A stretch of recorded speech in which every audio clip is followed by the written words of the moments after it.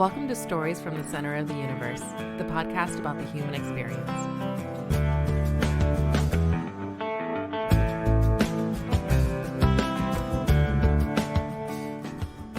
Lynn Hughes, welcome to the Center of the Universe. Thank you for having me. Yeah, it's great to have you here. I think we connected, sort of. I remember you. You don't remember me. You came to a really large bank where we were doing some fun things, trying to raise money for Comfort Zone Camp. And I remember that event finally because we raised money for a very good cause.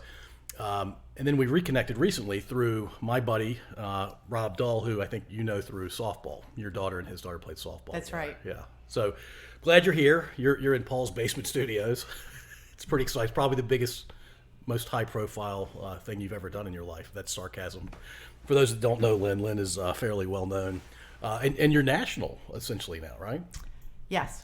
Yeah, but you didn't start as this national power doing great things for other people selflessly. So talk to us about where you grew up and what it was like growing up. Yeah, I grew up in Michigan. I drink pop and play euchre. People from the Midwest will know what I'm talking about. What's euchre? I'm familiar with pop, but Euchre not euchre. is a card game that you don't realize that only people in the Midwest know what it is. It's a cross between hearts and spades. Okay. And you play with a partner. You play with four people. Okay. But in Michigan, I went to Michigan State, and we would have euchre tournaments. And Wow. It was a big deal. Were they like marathons? No, I mean, there was a certain number of points and like like round robin, and so. Okay, but it was enjoyable. It was very enjoyable. I enjoyed playing hearts and spades in college. I know that. So what was it like being like an 8, 9, 10-year-old growing up in Michigan? I grew up in what I thought was a typical family. I was the only girl. I have 3 brothers. I'm number 3 of 4. Lived in a suburb, walking distance to school, walking distance to the swim club, and I was having a pretty normal life. And then when I was 9 years old, my mom died, and it was fluky, weird. She was playing tennis. My parents played a lot of tennis. And we were watching, my brothers and I were at the tennis courts watching them play, basically wreaking havoc in the background of the tennis courts. Not really paying attention. Not paying attention. And we looked up to see my mom hobbling off the tennis court. And my dad was assisting her, and it turns out she had pulled a muscle in her leg. And my dad wanted her to go to the emergency room, and she was poo-pooing it. I'm fine, you're making a big deal about this. So we went home and called the family doctor, who was a friend, and he gave her the advice you'd expect, which is ice it, elevate it, stay off of it for a few Things days. that everybody's done a bunch of times, yeah. And so she did. I remember her icing it and elevating it. And then 3 days later, my dad was getting up early to play tennis, and my bedroom was right next to theirs. And I heard him repeatedly calling my mom's name.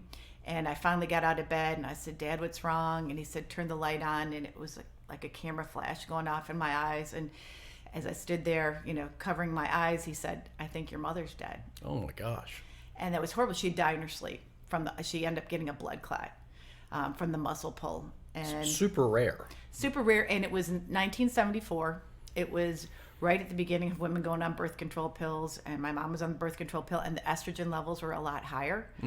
And she was a social smoker, which was very normal back then, very common. My parents smoked back in those days, yeah. So those two things contributed to the blood clot. So in today's world, it wouldn't have happened, but in my world, it did. And never anticipated that would have happened back in 74. It was a huge shock. It just kind of sent ripples through their friends and our family. And my dad was broken. He felt really, really guilty that he thought if he had made her go to the emergency room that night, that she wouldn't have died. But of course, they wouldn't have been able to catch a blood clot in 30 minutes of a muscle pull. But grief isn't always rational. And so from that point on, my dad was different. Not only had we lost my mom, we really lost my dad too. Yeah. He started sleeping on the couch every night to avoid the bed that my mom had died in, started drinking a lot and not coming home. But he had 4 kids. He had a 14-year-old son, 10-year-old son. I was 9, and my little brother was 6. So he had his parents come in from Arizona, Sun City, Arizona, and they were crazy, and he was not close to them. Oh, wow. But he had 4 kids, and he was so desperate, and he was not able. Some people could step up and do both roles after a death. My dad was not able to do that. He just literally knew how to do the breadwinner and was barely hanging on. Yeah. So, from that point on, like I said, it was a lot of chaos of who was in charge, and they would hire live-in housekeepers, and then they would go back to Arizona, and then my dad would call them and say, this one's not working out, so he'd fly them back and have them fire the person.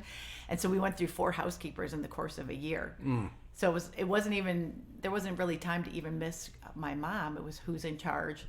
And my grandparents, again, they were crazy, and they wanted to get back to Sun City to the bocce ball, and When you say they're crazy, they were just my grandma was a raging alcoholic, and my grandpa never drank, swore, or smoked.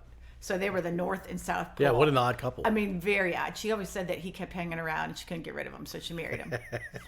And so she was funny, but you just never knew what she was going to do because she was wide open. She'd be in the mall and she'd be like breaking a little bottle out of whiskey and, sit in a little brown paper bag. And I mean, you just never knew what she was going to do. And she wasn't like, oh, my poor son lost his wife and these poor children lost their mom. And they were like, you got the first lady that they hired was somebody who just left the convent, didn't know how to drive, didn't know how to cook.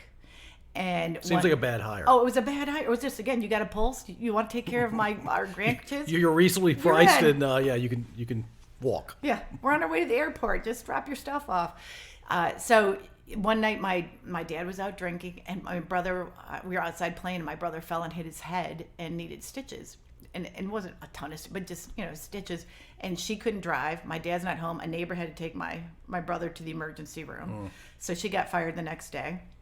And then there was a few more in between. And then the fourth one was 22, had 2 different children by 2 different men. Her own children were taken away from her by the state because they were living in a car. But my grandparents hired her to take care of their precious grandchildren so they could hightail it back to Sun City. And my dad... They literally didn't care who they hired. I mean, anybody who had a pulse. It's incredible. It was like a revolving door at the time. But as an adult now, who is a mother and has kids, you're like, what? Seems insane. It seems insane. And my dad, again, was broken, drinking and sleeping on the couch because he wanted to avoid the bed. My mom died and was just...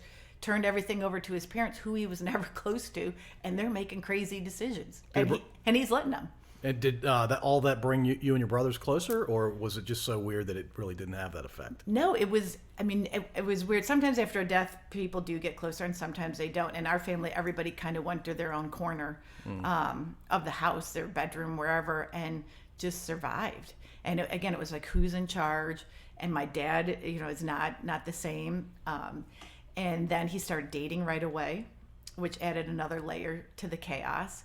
And I think after all these housekeepers coming and going in the course of the year, and his parents, he decided to get remarried. So, he thought if he got a woman in the house, that would bring stability. And when you're drinking hard and you're grieving hard, that sets the stage for... And not just any woman will do. Right, exactly. You attract what you are. Or water seeks his level. Right. So he met my stepmother. My mom died in January of 74. He met her January of 75 and married her 3 months later. Oh, my goodness. And years later, I didn't know this, but years later I found out that he broke down on their honeymoon and said he didn't love her, never should have married her, and that he still was in love with my mother. Well, of course he was. But then, yeah, exactly, of course he is. But then, he's married, and he told us to buy into it and to call her mom. And they had a very rocky marriage. And they were married a little over a year. And at one point, he comes home and announces he's moving out and they're divorcing. But he leaves us with her. Again, as a parent. How old were you? So now I'm 10. Maybe I'm 11. I'm probably a little over 11.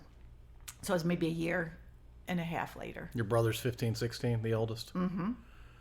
And so then he starts... telling, and I remember standing up to him and say, "You're breaking the family apart," and basically, I looked at him, I told him he was an asshole. You weren't wrong. And so, and he just kind of shook his head and walked by and with his bag and walked out the door. And then a month later, he comes back, he moves back in, starts going to AA, starts losing weight, and then within weeks has a massive heart attack and dies. And it was the day before I started junior high. So your parents died within 2 years of each other. It was 2 years and 9 months. Yep, 2.5. So I was almost 10, and then I was 12, 12 and a half when my dad died. And so how did that affect you? So after your dad had passed away and a few months have passed, what was your life like at that point? it was like a bad dream that you couldn't wake up from. And I didn't know anybody who lost one parent, let alone two parents. And I was well aware that the people who wanted me on this earth were gone. So the people who know your name and know your friends and ask you how your day was and lean in. They And care wanna know. unconditionally about you. Yeah. Yeah, and they were gone. And my stepmother married my dad because she thought he was well off and she thought she was going to lead this lifestyle. And she didn't want to raise us. My dad didn't change anything in his will and his life insurance and stuff other than guardianship to her. So the whole time we lived with her, she said that my dad wronged her and that they were gonna, change and make wills where she would have gotten 50% of everything. And so what she did was sue the estate over and over again the whole time that I lived with her. And she always threatened if she didn't get more money, we were gonna have to live with relatives. So it was kind of like, how good can I be and not draw attention or noise to myself? So it wasn't a comfortable place. There was not that unconditional love. Anxiety It was everywhere. It was anxious, and the only thing that stayed the same was that we went to the same school and still had the same friends. What about your friends' parents? Did they step in? So some did, and I was, again, aware that people would come into my life for a season. And I was always really grateful because I was really aware that they didn't have to show me these extra kindnesses or interests. So sometimes it was a teacher, sometimes it was a school counselor, sometimes it was my best friend's mom. So it was different people for different seasons. But continuity was tough. Continuity, yeah, it was definitely tough. Yeah, and so are you tight with your brothers these days? So my older brother moved out of the house shortly after my dad died. Dropped out of high school, moved to Colorado. I haven't seen him probably 25, 30 years. Yeah, it was devastating for him, and he just wanted to get away, it sounds like. And then my brother, that's a year older than I am, he's in Michigan. We were close till we went through life together. We graduated from college, same day, same time, same major, so we had that same point of reference. But then I moved down to Virginia, and then my little brother, I was kind of his mother figure growing up, and not that I was extra nurturing, but I'd be aware because my stepmother was never home and we didn't have family dinners and stuff. So I'd be like, Danny, how long have you been at these people's house? Like, I think you're probably overstaying. You're welcome. Like, you should come home, or, and so he would come to me like, can I go here? Can I go there? Or, so it wasn't a role that, I stepped in. You were 12 and he was 9. Correct. Yeah. So then I was close to my one brother, but then when I moved down to Virginia after I graduated from college, so Danny moved down here shortly afterwards. So he's still down in Virginia. Sorry, and Danny is the youngest. The youngest brother. Yeah. I used to say if I stopped walking, Danny would like bump into my back. So he was like my shadow for a long time. But do you still see him pretty yes, I'm regularly? pretty close. I'm closer to him. I mean, just because we've lived in the same area, and as adults, we're closer. Yeah, you are. You strike me as a completely normal person. I don't know how I would have turned out if I had gone through what you went through. Well, and I think that both is a great question, because when people have adversity, and I'm sure you've been touched by adversity, but whether you've been touched by it as an adult or as a child, you struggle with the why, and to make some sense of it and to move forward and move through it, you've got to come up with some answers for the why. So as a 9-year-old girl who lost her mom and a 12-year-old girl who lost her dad, I truly believed that God thought I was special and I was supposed to use my life in some way to make a difference. Had no idea what that meant, but it gave me this purpose to keep going. It gave you strength. Yeah, I don't know when a young girl's brain fully forms, but because I have a 19-year-old son, I know his brain is not fully formed yet. It's usually in the mid-20s. I think girls tend to, by their late teens, their brains are fully formed. But your brain wasn't fully formed when you went through that trauma. It feels like you've reconciled and you've been in a really good place for a long time now. Well, I lived with my stepmother till I was end of my junior year in high school, asked to go live with relatives when she threatened to break up the family if she didn't get more money one too many times. And I lived with an aunt and uncle. I moved 30 minutes away, who moves at the end of their junior year, going into their senior year. Just you? Or? Just me. Yeah. Because that's how stressful it was. And I had two sides of the family, the Emily Post proper side, and then I had the a cool aunt, the fun relatives that you could swear in front of. So at 16, 17, I picked that side of the family. Sure, I would have picked that side. Yeah. And I got there, and my aunt was great, and my cousins were great. They were older, they were out of the house, but my uncle, he wasn't so great. But I thought, how bad can Uncle Frank be? If he got to know me, he would love me. I'm lovable. But I get there, and for the first 2 weeks, he completely ignores me. When I walk into a room, So strange. he walks out of a room. And so after 2 weeks of that, and it starts dawning on me like, uh-oh, like I have asked to live here. I've moved away from all of my friends and the one constant in my life. And I might have put myself in another bad situation. And then his first words to me were, I'll never love you as a father, nor an uncle, nor should you expect me to. Walks away. Why would anybody say that to a teenage? And that's the thing. And that was probably one of the hardest, as bad as my stepmother was, the fact that he was so intentionally cruel to a child and not even giving her a chance. So that was really, I just endured living there. I lived in like my bedroom, never interacted with them. He's a good Catholic. You'll be happy to know he doesn't eat meat on Fridays. And he would shake my hand at the Peace Be With You every Sunday at Mass and then not talk to me until the next Peace Be With You. So it was crazy times. You're being sarcastic Yes, when you say good Catholic. Yes. But I never came back. I went to college and I never came back. You know, I just vowed to never spend the night in somebody's house who tolerated me living there because I got a check from my dad's estate and Social Security per check. You know, so that's the only reason he even remotely tolerated me being there. So I went to college and never came back. And like, you know, but I knew my parents would want me to be okay. I knew that they'd want me to graduate from college, but also, you know, I still felt like I was supposed to use my life in some way to make a difference and have their loss make some sense. Of course, I'm at Michigan State completely on my own. I don't answer to anybody. It was a very strange feeling to know, like, if you went off a cliff, nobody would know.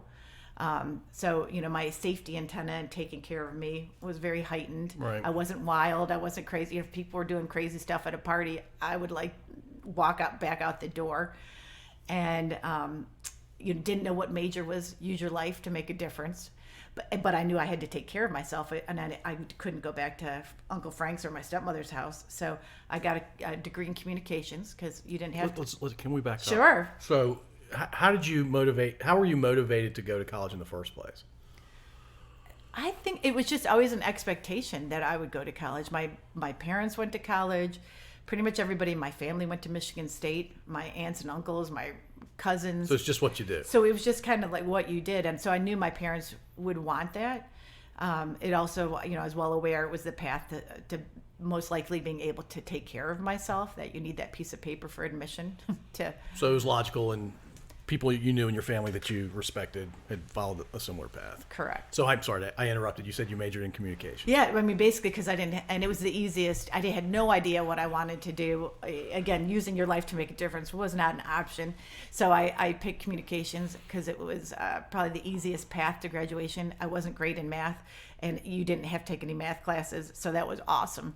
I majored in history for very similar reasons. You know. So yeah, my son was at Tech, and he was like, "How come they got rid of that? Like, is there any college I could go to that gets rid of that math requirement?" I'm like, "I'm sorry, they've long got rid of that." Yeah, Tech is a pretty math-intensive school, depending on your major. What's your son majoring in, by the way? He was multimedia journalism, He just which is in graduated. communication. So Yeah, we'll talk about him in a little bit and the rest of your family. So you've majored in communications. You've graduated. What was your next move?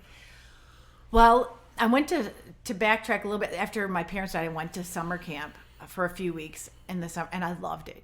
And it was a magical bubble where time Summer stood camp's still. great. Yeah, I mean, nothing exists outside of camp. You know, you turbo bond with people in that And you camp can bubble, relax. and you relate. And for me, I get to step out of being a grieving kid and get back to being a kid again. There were no headlines in the news. There was no grief or loss. I mean, you're just kind of in the bubble with those other campers, and I loved it. And I love my camp counselors.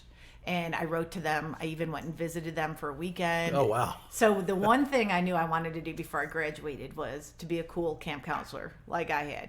So beyond that, I had no idea. But so I went to Michigan State Summer Job Fair, and I was going into my senior year in college, and they had camps from all around the country. And I thought, well, that would be interesting. I'll get out of state. And this guy who held the door for me walking in, he was like just making small talk with me. And he said, "What do you want to do?" I was like, "I want to be a camp counselor." He's like, "Oh, you should stop by the table and meet, you know, my camp director." He's like, "I went to this summer camp. in the Poconos for 3 years. And he's like, I really liked it. So I went, anybody, if you have a pulse, pretty much again, they'll hire you to work these camps. Right. And all of the things remained equal. I never saw this guy again, but I figured he'd been there for 3 years. How bad could it be? And it was in the Poconos. It was the only co-ed one.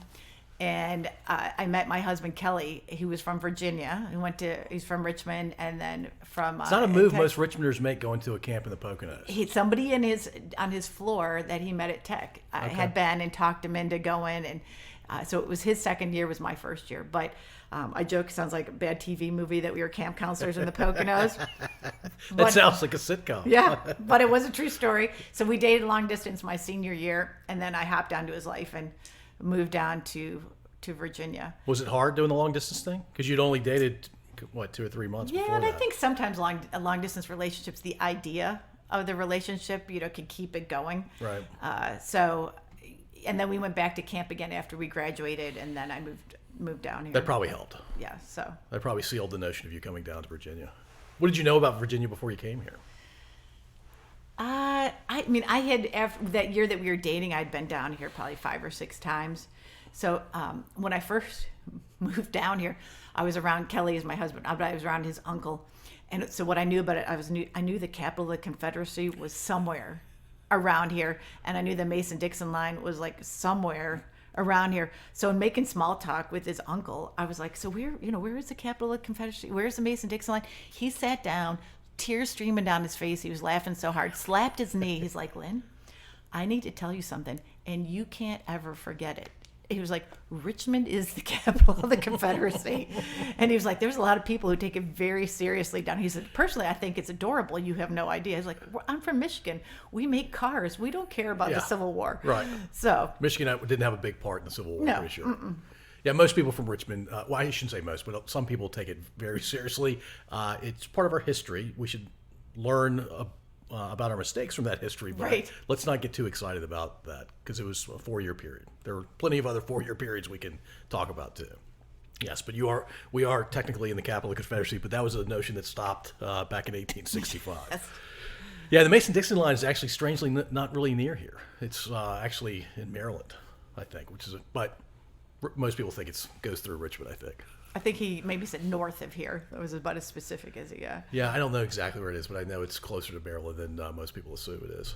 All right, so you came to Virginia. You're dating. Yes, so I worked in retail all through college. And I worked at a store called The Limited. I'm familiar. Yeah. Okay, and so and I didn't know what I wanted to do, but it gave me a path to move here, and so I went into management. I was a co-manager at The Limited at Regency Mall. It was a big deal back in the day. It was happening, and got good discounts on clothes. And That was the mall back then, right? and they had just finished the renovation and put the food court in the week that I started. So that was like the center of the universe back then, actually.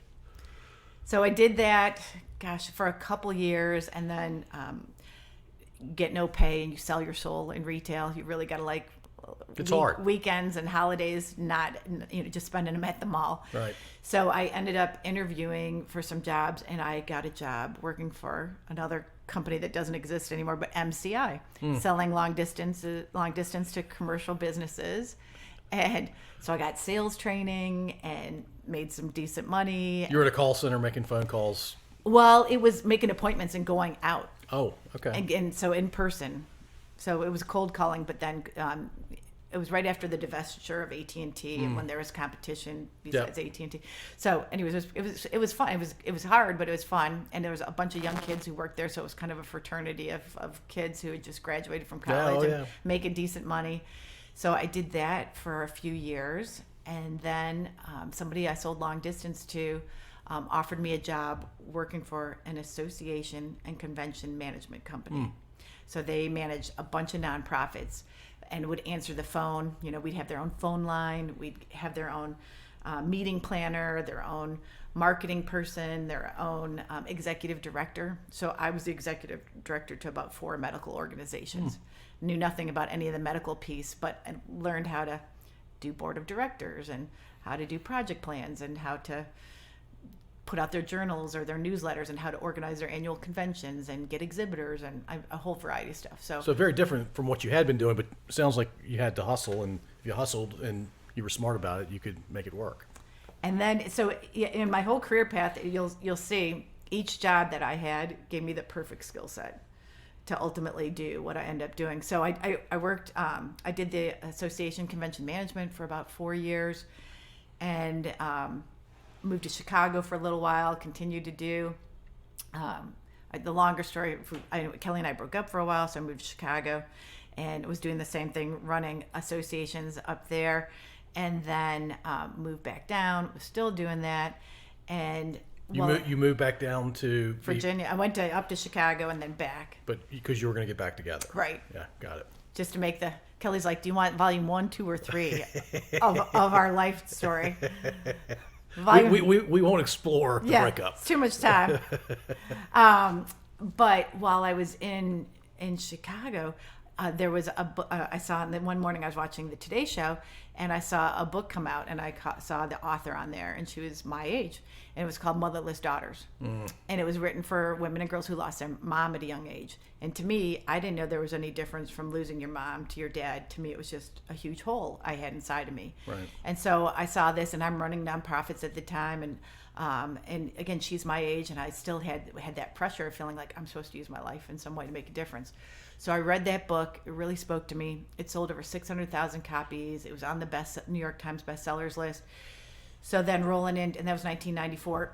My New Year's resolution for January 95 was to write her a letter and tell her, if this book has struck such a chord with women and girls, there ought to be a national nonprofit for it. And so I told her my loss history, but I also told her my professional nonprofit history. And I just looked up her publisher on the book jacket, and sent it off. And it was probably the first really crazy out of the box thing I ever did. And 2 months later, she called me, and she said she and 4 close friends of hers that she knew who were motherless women were starting a nonprofit, and would I help them? And I remember... That's awesome, right? I remember being forever, like, knowing that moment was just a hallmark moment in my life, that I was going to be forever different. And I remember not knowing whether to cry, cheer, or wet my pants. Like, I was just like, all of the above, I think, would be appropriate. Yeah. And so I helped them, and I'm still in Chicago, but I helped them create chapters around the country, and did some strategic planning for them. And then I moved back. When I moved back to Virginia, the first thing I did was they were starting to do National Motherless Daughters Days the day before Mother's Day. So I helped them plan those around the country, and I did one in Richmond. And I thought, well, maybe this is what I'm supposed to do. I'm running nonprofits. Maybe this is how I'm going to make sense of my parents' loss. And so Kelly, I'm putting on this luncheon, and I had like 45 women come, and the Times-Dispatch did an article on it. And I had women from 70 years old, and I had a girl as young as 14. And the 14-year-old obviously had a very recent loss, but the 70-year-old had lost her mom when she was 10. And prior to this event, never met or spoke to anybody who lost her mom. Wow. So for 60 years, she was carrying that around, sitting right on her shoulder, hadn't gone anywhere. She still had that need 60 years later to connect and realize she wasn't alone. I bet, yeah. So Kelly, meanwhile, is in the periphery doing box lunches and, helping me set up. And he's overhearing this because we had a speaker, and it ended up turning into kind of like a big room support group. So he's hearing about her, and her name was Barbara. And he was like, that's crazy that, that's crazy. But then simultaneously, he would say to me from time to time, what are we going to be when we grow up? And is this as good as it gets? And could we ever figure out a way to go back to camp? And we'd have this nostalgic, like, wouldn't it be great to be adults and go back to camp? And then I'd be poo-pooing it and be like, oh, it's never going to happen. So right after that luncheon, he said, what are we going to be when we grow up? Is this as good as it gets? Can we ever go back to camp? And this time I said, yes. We need to make a camp for grieving kids. We need to get that girl when she's 14 and fresh to go, and not have her be like Barbara and wait 60 years to realize she's not okay, and acquire all that extra baggage that Barbara must have acquired by not being able to talk about her loss. So that was how the dream of Comfort Zone Camp was started. We were called Camp Comfort then. And have you ever heard, if you have a dream, you're supposed to tell somebody because they hold you accountable? That's a good rule there. So other than Kelly, I told 2 people at this point. So I had worked in retail. I'd worked in sales. I'd worked at a nonprofit. At this point, I'm working at a hospice. and I'm a paid volunteer coordinator, and I'm getting formal grief training and more and volunteer management. And but so I told my boss at hospice about it, and I told this therapist friend who I sucked into doing Motherless Daughters with me. So every now and then, those two people would say, "What are you doing about that bereavement camp?" I'd be like, "Nothing, not a darn thing. I'm kind of sorry I told you." And then about 2 years have gone by, and I might need to get some water. Yeah, go ahead, please. And you did hospice because that was preparing you to do what you ultimately did, or you were going to do that anyway? I ended up the nonprofit management. I ended up connecting with somebody who was working at the hospital. I guess it just kind of appealed to me, the whole grief angle of it. And I think that maybe the what I was doing when I came back from Chicago too, I was kind of running the nonprofit on the side out of my house. So I think I was looking for something more stable, but I came across that. And then one of the therapists who helped me with Motherless Daughters, one day she called me up and she's like, "What are you doing about that bereavement camp? I know this guy and he's talking about doing one." Well, I knew that guy, and he worked for a rival hospice. Yes, even in hospice, there are competitive. I didn't know there were rivalries. It sounds like an oxymoron, but and he was kind of like a shady used car salesman kind of person. I was like, he will not steal my dream. I do not like him. And out of my competitive spirit, in 2 weeks, I had a board of directors. You needed that guy. It pushed me into high gear. I had a camp name, a board of directors, and a board meeting within 2 weeks of thinking that this guy was going to start a bereavement camp. So not a pretty story, but that's how Camp Comfort got started. Well, and who did you know that it was going to take 2 weeks at any point, or you were so motivated it just happened to take 2 weeks? Yeah, I mean, who knew that for doing nothing for 2 weeks, other than 2 years, overthinking it, that it Right. could, that when you're really motivated, you could pull it all together. It's like homework for high school kids. You just sit down and do it; it'll go a lot faster. So that's how Comfort Zone. So we spent a year planning and researching. We were the first 501c3 in the country for bereavement camps. There was a handful of hospices doing one camp a year as their community outreach effort, but it was not their full-time focus. Right. So we were the first ones to start that, and I knew I wanted the camps to be free of charge. I knew I wanted a mix of regular camp fun, which is important, but also time for kids to get some tools to work on their grief for the hard days that happen outside of camp. Things you wish you had. When Exactly. You were a kid. Yeah. And then I knew we needed campers, we needed volunteers, and we needed money because the camps were free. So I was talking to anybody who'd listen, churches. You're selling. Yes, selling, exactly. So that sales background. So weirdly enough, my whole background of nonprofits, sales, and hospice with the volunteer management and grief training. I mean, my whole life was in training for this moment. I just didn't. I mean, it gave me the perfect skill set. You're headed down the path. You just didn't know it the whole time. I had no idea. And so we eventually get connected with Bill Lohman, who is a great writer for the Times of the Flair section, one of the nicest men in America. Our last guest mentioned Bill Lohman. Oh, yeah. You should interview him. He's awesome. The last guy said that. So Bill did a story on Kelly and I starting this bereavement camp. And it was funny. They took our picture and they told us to not look too happy. I mean, it was kind of, like people were like, "What do you do with childhood grief?" I mean, they couldn't. The kids grieve. This is a thing. There's a need for this. I mean, it was an unmet need in society that had very little awareness. People didn't know how to talk about it. They didn't know. You're right. And then when I was growing up, there weren't any resources. And here I am, many years later. At this point, I think I'm 34. That there weren't any resources for it. Very few. And so Bill calls us. The article is supposed to be on the front cover of Flair section on a Wednesday. So Wednesday comes, I go get the paper. We're not in there. So I call Bill. I'm like, what happened? And he's like, well, Times of Smash has gotten smart. They want to start running human interest stories on the front page of the Sunday paper. Oh, wow. And they've picked your camp. And we're like, what? And back then, the Richmond paper was a big deal. He said readership is up 300,000 on Sunday. And he's like, now the only, caveat, the only but is if something more newsworthy happens that we can't control, you'll be the first thing that gets bumped. So I was like, okay, I'll take my chances. Yeah. So that weekend, King Hussein of Jordan was dying. Oh. He was dying the whole weekend. I went to bed Saturday night, dear God, please don't let King Hussein die until after the press runs. And please don't strike me down for praying this. So get up Sunday. Kelly's walking down the driveway to check the paper. And I turn on the TV. King Hussein had died overnight. I was like, I'm all dejected and waiting for Kelly to come back and tell me we didn't make the cut. And then our phone rang. And we got somebody who'd seen the article because he died after the press ran. Your prayer worked out. My prayer was answered. Your unconventional prayer was answered. Yes, and I didn't get struck down yet. So that was and that article was amazing because it filled our first camp with volunteers and campers. And it helped us create the awareness throughout the Richmond area. And so the camp was in May. In fact, this weekend it will be 22 years. It was May 21st through the 23rd, 1999. And as a little sidebar, so we started in January planning. I'm sorry, not January, in June of '98, and we spent about a year planning.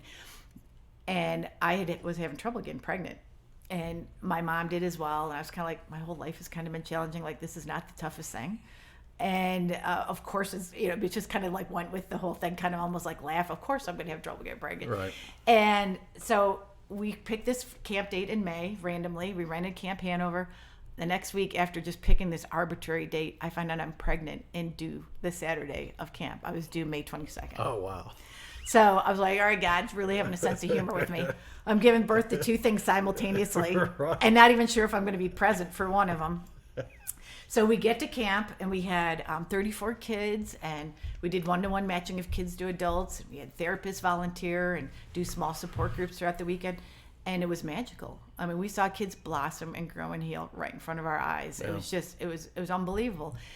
And everybody was looking. I felt great. I mean, I'm 9 months pregnant. I'm due any day. Yeah, I'm due. I had to go see the OB on Friday before camp, and then I went and saw them Monday after. And I'll never forget driving out of camp on Sunday going, because I was so busy and with the camp that I could kind of compartmentalize. I really had to give birth, and how bad was it going to be? And I can remember leaving camp, driving out there going, oh crap, now I really got to give birth. I got nothing to distract me now. Well, you went from one type of adrenaline, I imagine, to another. Yeah. Okay.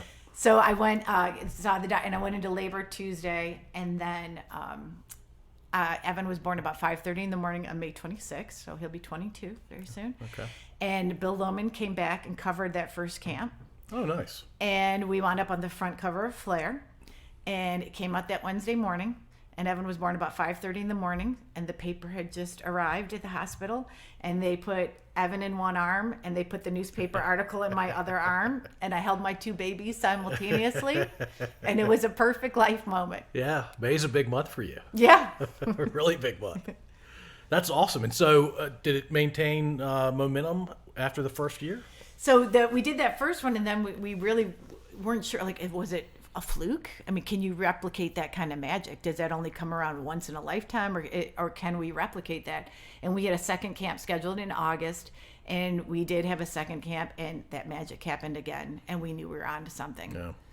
Yeah, and so you were doing it in Hanover for a few years, and then you decided to expand at some point. When did that happen? So we started off doing 7 to 12-year-olds. Then the next year we added teenage and 7 to 12, and then it was 2001. We got some national media. Our first national media was in March of 2000. We were in Parents Magazine, and we had a profile. Did you guys seek that, or did that? Somebody on our board, they used to do a thing called Parent of the Month, and somebody submitted me. Huh. And I got in there, and that thing was on newsstands for an entire month, and the play on that was unbelievable. And so people started contacting us all over saying, will you come here? There's nothing like this in this state or that state. And I wasn't sure that we could take it on the road. It's incredible demand in a short period of time. So we instead raised money, and we brought kids to Richmond. And there was one guy, a volunteer in New Jersey, and he started coming down to every camp program we had. He lost his sister when he was young, and again, nothing like this up there. And so he was a lawyer and he was kind of a networker, and he was like, hey, there's nothing like this in New Jersey. If I raise the money, will you guys get on a bus and come up here and hold a camp for kids in New Jersey? Or if I get, if I bring kids, could I get a busload of kids and bring them to Richmond? So we used to have board meetings the second Monday of every month. So from March on, we had that. It was the last item was what to do about New Jersey. So fast forward to the fall, Monday, September 10th was a board meeting. And the last item on the agenda was what to do about New Jersey. And we blew it off again. Oh, And then when we woke up to the horror yeah. of the next day, I knew we needed to go. I mean, we'd already, there was nothing, we were already aware there was no resources. And we had also been in People magazine in August of 2000. The writer of the Parents magazine was so taken with our story that she told her husband, who worked for People magazine, and he had to do a story that came out in August of 2001. So we'd already decided to go, but people had just read this article not a month earlier, and they were like, hey, there's nothing up here in addition to this New Jersey volunteer. So we knew we needed to go. So we went as early as November of 2001 and started providing camps, taking a bus of Richmond volunteers up I-95. And Yeah, if you're going to go anywhere in the country, that part of 2001, that's the place that had the greatest need for sure. Yeah, it was a horrible day. Horrible day for a lot of people. But yeah. it was the greatest honor to say that I put a smile on a child's face who experienced our nation's worst tragedy. Doesn't get any better than that. Yeah. Wow. Well, so were you committed to Jersey from then on? So we're still up there. So yes, we did camps. We would do like around 4 camps a year up there, and then we would do the Richmond camps. And they were just for 9/11 kids only at that point. And after about 4 years, those kids were kind of ready to see how their loss fit in with other kids' grief. So we opened them up to all grieving kids. And then we had a volunteer who was begging us to go to California. And we did. We went to California in 2008, 2009. We went to Massachusetts. In 2010, we went to North Carolina. Do you still go to these places? And we set up offices there. So you still have offices in all these places. Are you going to go to all 50, you think, or maybe the lower 48? So the offices have gotten smaller, and we've kind of brought more things centralized, but we still have a presence and like staff person in each of those. I don't know. We are always trying to figure out how to do more and to touch more kids. We still have some travel scholarships, and we'll bring in kids in from places where we're not. And then we also in 2010 started getting partnerships where people approached us that they had a population of grieving kids, like the Navy SEALs or the fallen firefighters, and they'd say, I have this population of grieving kids and would love to do a camp, but I don't have that expertise. So if I pay you to put on the camp and I give you the kids, would you run a camp in Colorado or Florida? So we have about 7 of those partnerships right now that take us around the country. Have you had to say no to anybody? A few times it's not always an exact fit. Right. And some of it, I mean, they're paying for our intellectual knowledge and property. And so sometimes they're not able to, especially if they're small. So sometimes it's a cost thing, and sometimes it's not a good merger of the two organizations. Yeah. So was it always smooth? It was not always smooth. So yeah, this could be volume 2 of You can go into much detail as you feel comfortable with. Yeah, so it looked like my path was set. You know, I'd found my purpose and using my life to make a difference. And we were 12 years into it, and I'd grown it to a $4 million organization. Oh, I had no idea. And I was getting to the point where New York Life Scholastic asked me to write a book. From that People magazine they saw and asked that. Somebody else from the People magazine asked me to speak to 10,000 people to the $1 Million Roundtable. And I met the president of New York Life there, and he was from Michigan, and we struck up a friendship. Right. Relationship, gotta be careful I use that term. So I kept in touch with him. Anyways, they ended up giving us a $3 million gift. And it was awesome, but it put a lot of pressure on us to grow. It was right when the economy tanked back in 2008, and so the organization was in a lot of growth mode and kind of pressure to make sure that we could replace that money ourselves when it ran out. It was $1 million a year for 3 years, and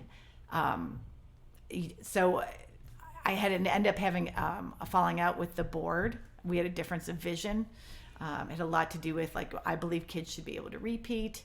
And sometimes you're counting heads as opposed to the depth of the experience. But Anyway, I had a bad falling out with them. I'm not the first founder that will happen to. I won't be the last, but we had a horrible breakup. It was very public.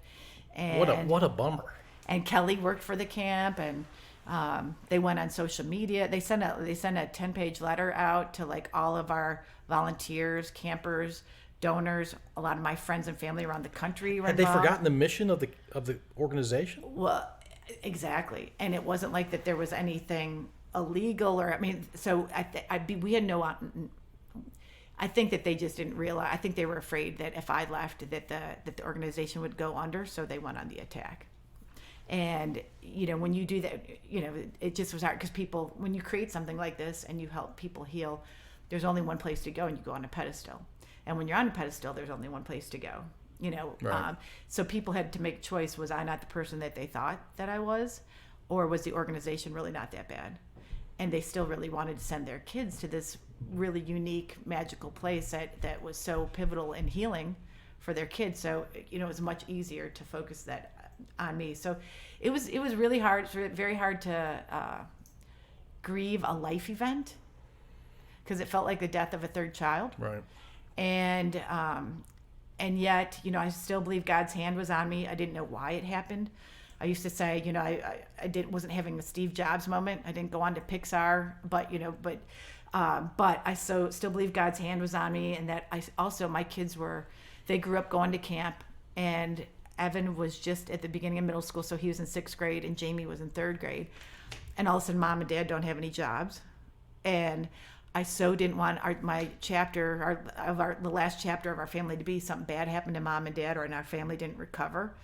So it was really interesting to pull up all those coping skills and things that I learned through my own grief journey, but to practice it for a life event. Right. So I had to fill myself with things and people, and we all went to counseling and exercising, not because it felt good, but I knew on some level it was good for me, and I usually enjoy it. And we got really involved in our local community, whereas before that we were never around because we were traveling all the time. So eventually we started to heal. Jamie starts playing sports. She was good at softball. Kelly starts coaching. Evan hops on the microphone, and he was a natural. And then Little League gets a hold of him, and then high school gets a hold of him, and then now he's at Virginia Tech, and he's a broadcaster. Yeah, he's a legit broadcaster. And that might not have ever. We started to see that something good from something bad, which is kind of my personal mantra. That there's always something good from something bad, but you just have to move far enough down the road to see it. And it took a while. I mean, it definitely took a while. I got a job for the exact amount of money of money that we needed to keep our house. Mm-hmm. Things like that. And Jamie, turns out, like I said, she's pretty good at softball and had a really good run with travel softball and success at middle school and high school, and that got us involved in the local community, and we got to know people and put down roots, and it was kind of like we took a step over from our old life and reinvented ourselves and grew where we were planted. And it took a while, and there's still were a lot of hurt. I didn't know why, but we were okay. But and then 8 years go by.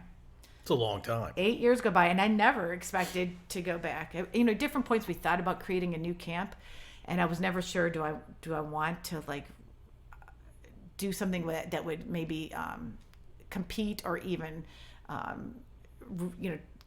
kill off my first child. Right. So right. it was and it was almost like PTSD every time I touched something that had to do with camps or bereavement. So eventually, I did some life coaching. I did some. I worked with a couple nonprofits, and did a lot of stuff with resilience and burnout for healthcare workers. And then I started a camp for grieving kids, not grieving kids, for kids dealing with social media and self-esteem, called Camp Unplugged. So I was carving out like a bunch of stuff to kind of fill that creative space. Yeah. And that kind of still feeling like I had healing to do, that skill to lend itself to helping other people heal and navigate transitions. So I was doing that, and then 8 years go by, and the camp had lost a lot of money. They'd gone through 5 CEOs. That's crazy. It's too many CEOs in 8 years. So their volunteers went to the media, and were kind of outing all the disruption. And they said, "What would it take to have you come back?" And I was like, I don't know that I want to. We were okay.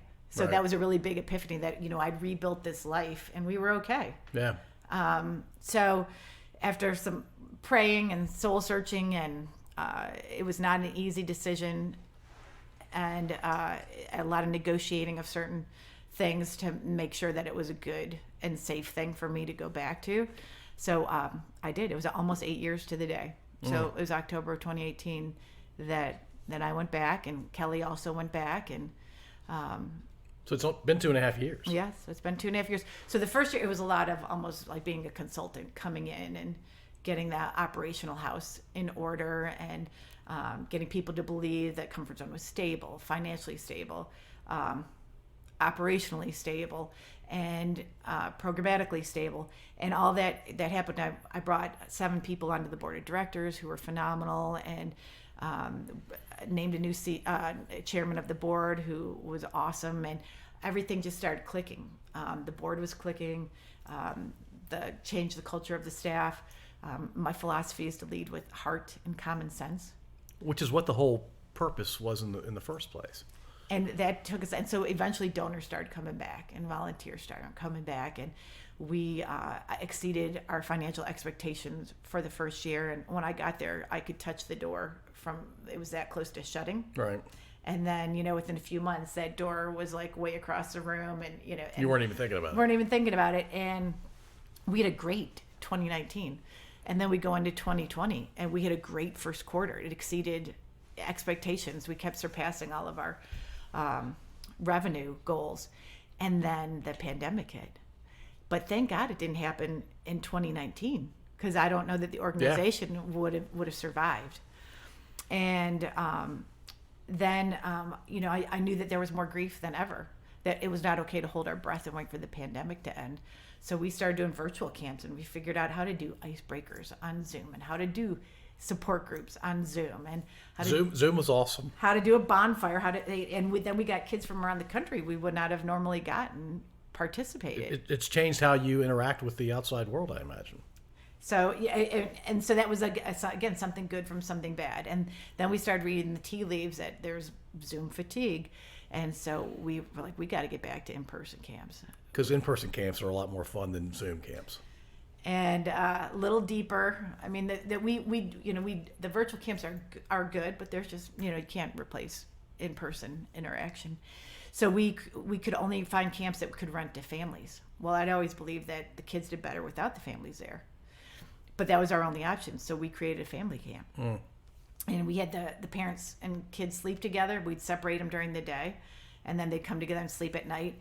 And then we didn't have to worry about COVID and different things. We still had nurses, and we followed COVID protocols, but it was just a lot safer way to get back to camp. And it turns out when we helped the parents in their own program heal and deal with their grief, that we ended up strengthening the entire family unit. And we found this like major blessing and this major gift That you probably wouldn't have figured out. Never. I mean, I walked away from family camps year over year like, I just don't think it would work. And here it was working. And so we will forever now do some form of virtual camps, and we will forever do some type of family camps. We've done probably 8 family camps now. How many camps do you do a year? We usually do between 20 and 25. And they last how long? About A weekend. They are Friday through Saturday. We rent other people's camps, and they're off season. We're like a traveling road show. And 20 to 25 is the capacity typically? Right now. Yeah. I mean, we could grow. We're trying to figure out we kind of had to do that level set and figure out how to regrow it. So 48 weekends a year, you think you're going to get to? Could be. 52 seems like too much. Yeah, I mean, we need different teams of people, but there's a lot of grief out there, and so whether we create a consulting division, there's just different ways maybe of helping people in addition to camps, and but there's a lot of kids in the country. There's a couple million kids in the United States under the age of 18, and then we also do some camps for up to 25-year-olds as well, young adults. And they all need help. Most of them want the help, I imagine. They just don't know where to turn. in a lot of cases. Well, sometimes they want it, and sometimes the parents or guardians want it. I mean, we have to do a little selling that this will be good for them, and a lot of the kids are like, "How depressing is this going to be? Am I going to death camp?" Yeah. And we're like, have to like tell them, "Hey, if you bring the child, we have about a 95% repeat rate, and you will pick up a different child." That's incredible. It is incredible. So we just really, we work with the parents a lot to handhold and encourage and say, this will change your child's life. And it obviously does, because people don't come back to something that's not working. Yeah, that's really cool. So what do you do outside of Comfort Zone Camp? So, well, I was very into being the mom. I pretty much had time for my 2 kids and for Comfort Zone Camp. Now, however, we are empty nesters. So yeah. So do you officially hit empty nester status when your youngest is out of high school? that's what I think. I'll go with that. There's some who I guess feel like after they graduate from college, but they're gone more than they're there. So yeah, Kelly and I, we like to exercise. We bought a small condo at Wintergreen, so we've been figuring out Airbnb, and kind of that's been like a big project that's been very all-consuming and kind of good for us. Hanging out with friends. We go to Blacksburg a lot. Both of our kids were at Tech this past year, so In a weird year, for sure. Yeah, it was a very challenging year for my daughter to be a senior last year, and then to go into college life was not good in the fall. It got much better the second half, and she's a much happier kid as a result. But it was tough. Yeah, I don't know that they could have done 2 semesters like the fall semester. My son is just finished his freshman year at Virginia Tech as well, and he stayed in Slusher. And I've been to the dorm a few times. I'm like, how did you? Because all of his time, and I imagine your daughter's time, was in the dorm, other than eating and a couple of other things that they can do on campus. In normal times, they could go do hundreds of different things on campus. And I said, buddy, you have no idea what the normal college experience is like. He's like, Dad, I have no clue. Virtual classes? I didn't even go to any classes. Yeah, thank goodness my daughter roomed with her good friend. And for a lot of those kids who didn't room with somebody they knew, and they didn't get along or click or have that much in common, and here they were forced and sequestered. Right. Well, and they're trying to learn, and their roommate is not trying to learn at that moment, and it can be quite distracting. And I don't know how the kids got through it. I don't know what was weirder, their freshman year of college or the end of their senior year of high school. Yeah, I ended up doing a lot of stuff with life grief, both for kids for the past year and still in school as well as college, but trying to help them create coping skills and get out from the 4 walls and do what they could to keep their mental health intact, because it was tough. At a high level, what do you tell folks of any age? Yeah, I mean, that you've got to find something that gives you some purpose and value, and that you've got it. The 4 walls will close in on you. So whether you're either going for a walk, I mean, you've got to do something to get out. Go for a drive, read a book, Zoom with friends. I mean, you've got to create some things that bring you joy. Work out. Working out is such a good stress reliever, but you've got to find things. You can't just stay in that room. Yeah, and watch a laptop monitor or stare at TV all day long. Yeah, very cool. So what is the future bright, you think? You pretty excited, pretty optimistic about Comfort Zone Camp in particular? Yes. We're still growing.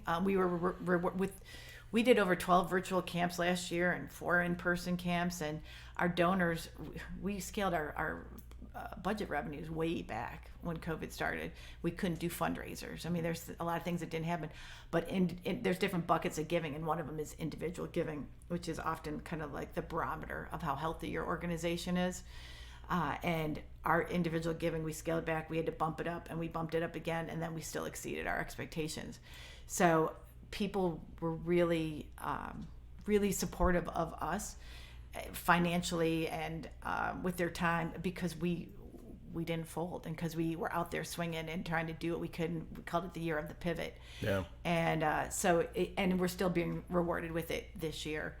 And we're back doing in-person camps, and it looks a little different. We've modified it. We called it a modified traditional camp, but we've got a camp in New Jersey. We just did one last week in Virginia. We were in Florida 3 weeks ago. We'll be in Nevada in a couple weeks, and in Massachusetts. So So we're back, and so yeah, the future is bright. It's always tricky to kind of figure out. It's a cloudy crystal ball to figure from the, what can we do to serve more kids and how do we grow, and but it's exciting stuff. And I think what's different for me even coming back is realizing that I'm not going to be doing this forever. So, mentoring, pouring into my staff and mentoring them, and really trying to help make sure that Comfort Zone exists beyond my lifetime, and that whether one day when I want to retire or do something different, that the organization's strong and the philosophy is there, and that mantra of heart and common sense is instilled in everything that we do. Yeah, it's hard to maintain that, clearly given the experience, but it sounds like you've got it the second time around. I don't think it's going to happen again. Thank you. Yes. I can't imagine it's going to happen again. So the mix of volunteers versus paid employees, what does that mix look like? We have 11 paid employees right now, so we do a lot with a very lean staff. So if we're at a camp, we could have anywhere from 40 to 70 volunteers at a weekend. So we're very volunteer reliant and do a lot of volunteer recruiting and training. But a lot of our volunteers are just amazing because they'll say that if they come next to their getting married or the birth of their children, this is the most life-changing thing that they've done. And if they don't have those two life events, this is the most life-changing thing that they've done. So it speaks to them, and they're great ambassadors for Comfort Zone, wearing the T-shirts or telling their employers or referring kids or referring other people to volunteer. So it's pretty amazing. It's special. They're selflessly helping people that clearly have a need, and that's got to be really powerful for them. Do the volunteers ever know any of the kids at the camp, the campers? Sometimes they'll be in the small support groups called healing circles, and sometimes there's a story you heard about on the news, and the child is telling the story, and you're like, try not to have your mouth open and go, oh, I remember that story. And then, your next thing is, oh, I'm so glad that they're here. I'm so glad that somebody let them know.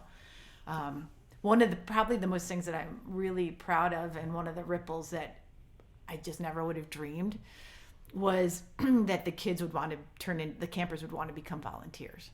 And then not only did they, so when they're 15, they can become junior counselors. When they're 18, then they can become big buddies.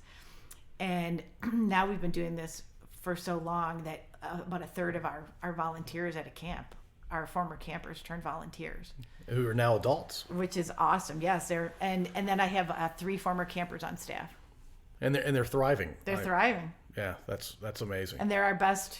I mean, for the two girls that are on staff are really they do a lot of facilitation. They're kind of the face of a lot of camps, and so recently, at the parents' camp, the new family camp, we have them come and tell their story to the parents, and the parents they're hanging on every word, and they get to say, "Will my child be okay?" or "Am I pushing?" and I need to make them? They end up like this. Yes, and then we say, and they'll say, both of them have said, like, listen, like, I'm a happy person despite what's happened to me, and even I'm not glad my dad died, but if I had to choose it again, like, I wouldn't be who I am if that didn't happen. And I like who I am. And so, I'm okay with the fact it happened to me. And I miss my dad, but it's okay. Yeah, I've made peace with it, and I'm still happy.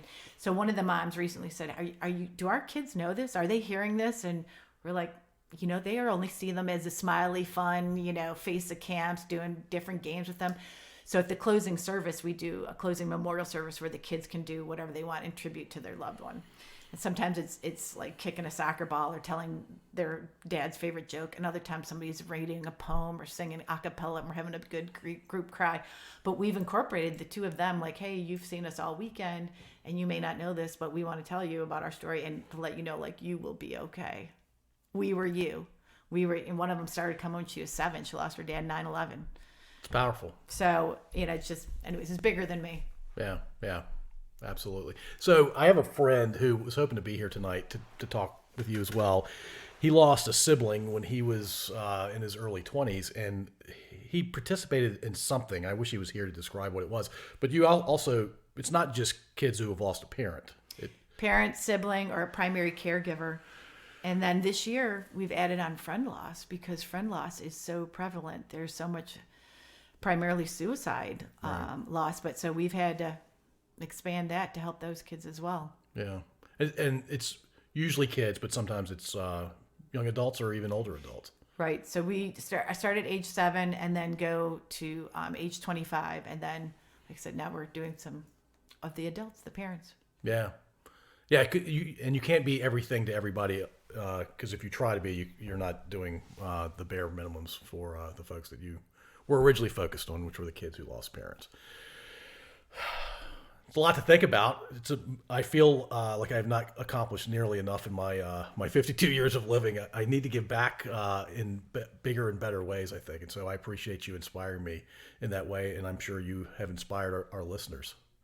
Well, thank you. And you're doing something creative and from the heart and touching people's souls. And to me, it's one of the greatest gifts when somebody gives you a glimpse and lets you, see into their soul. And that's what you're doing. Yeah, it's I enjoy doing it. I enjoy learning everybody's unique stories. And your story is not just unique, it's super powerful. And you're giving back to your fellow fellow human. And it's a great story. I'm glad you came to tell it. And I was glad to be here to hear it. Thank you so much, Lynn. I appreciate it. Well, thank you for having me. It's been a pleasure. Thank you for listening. If you enjoyed this episode, please subscribe to wherever you listen to podcasts. We'd also really appreciate if you'd rate and review us. You can find us at scodupodcast.com.